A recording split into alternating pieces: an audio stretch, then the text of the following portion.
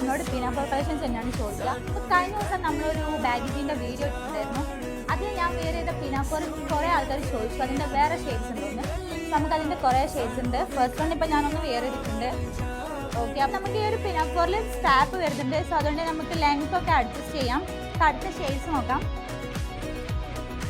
Next one ഒരു light orange ഷെയ്ഡാണ്.